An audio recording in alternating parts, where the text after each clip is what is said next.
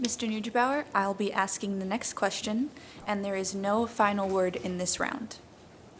What issue during your time of public service up to this point was one in which you were in the voting or political minority, but very proud of your position? Thank you, Miriam.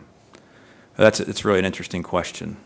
When I was on Planning and Zoning Commission, I experienced voting in the minority on several occasions, and there was never any solace in that, quite frankly. I felt it was my job, if I felt something was right, to convince the 5 members in that case of what should happen. And I did have cases where somebody would come to me later and say, well, I wish I would have joined you, but at the time they had certain information. However, there has been on council, regrettably, there's been several items that I voted a minority. Just quickly, there was an issue at Twisted Olive, lighting for the parking lot at Twisted Olive, which I felt that was benefiting a business more than the public, and so I was in the minority and voted against providing those additional dollars.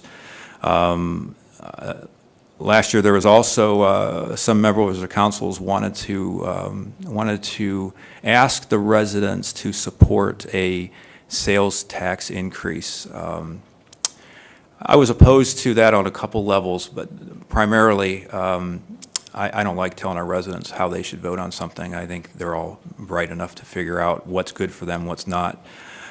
Second of all, it was a tax that would tax every person in the county, and it was generating $22 million. Now, the sheriff demonstrated a need of about $4 million, and if we could have structured that at $4 million, I would have been. And the last was Central Park. The administration promised to keep Central Park under $5 million construction. We worked together to move forward with the project.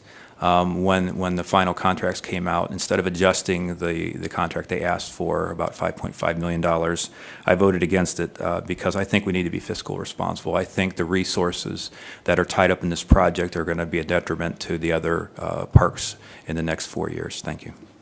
Thank you. Mr. France? Okay, my one that I'm going to point out is not the one that I voted on council in a minority. I actually voted with the majority, but to get to that vote was a very trying time, and that would be when the chapel came to Green.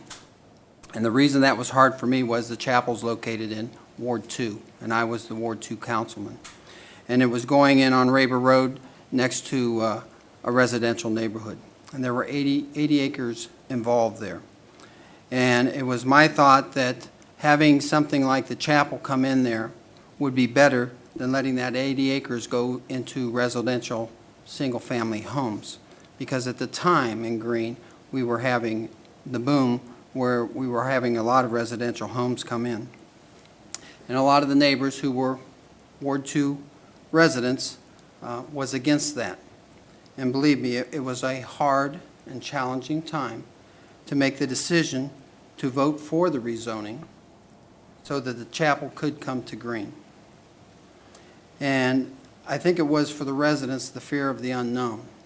But the one topic that really came out was the traffic that's going to be involved.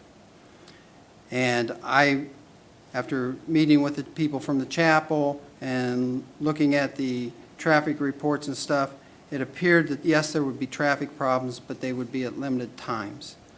So I voted to let the chapel come there, even though the residents in Ward 2 were fighting hard against that.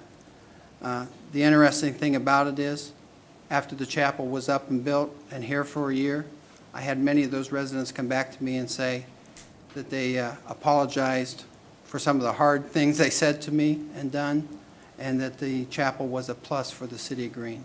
And I think it has been since it's been here. Thank you.